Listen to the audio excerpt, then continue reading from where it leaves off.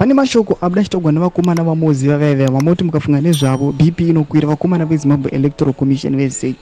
Mashoko ava vachitaura ekuti vanhu vatovhunduka vakati zvatichiri muna 2024 vakomana asamira mashoko abuda chitogwa pana kuti subscribe like or turn on the bell icon. Pane nayo yakamira kudai so panapa tona kuti mudhimira masvingo anobudisa nhau dzakanzi ZEC starts preparation for the 2028 elections. ZEC has started the preparations for the 2028 harmonized election after holding a 2-day review conference of the 2023 elections on Tuesday. 160 delegates from stakeholders organizations including political parties, churches, CSOs, government departments attended the conference.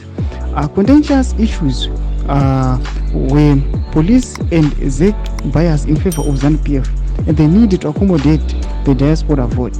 ZEC blamed the lack of diaspora vote on the law and called the electoral law reform. The comments from the review conference will be used reform the electoral law. Ndomashwa tukuna panapo vakomana ava vasi kuneta. Ma-allegations anotogone vanhu vanyakoni evidence yakaputitswa nethe SADC CM report ichiti aiwa ZEC yakatadza kuita ma-credible elections. Vanhu vanyasikuona kuti aiwa yakariga kana yakaita nema. Vamba toona kuti ine move yatiri kuona kuti people they lost trust in them.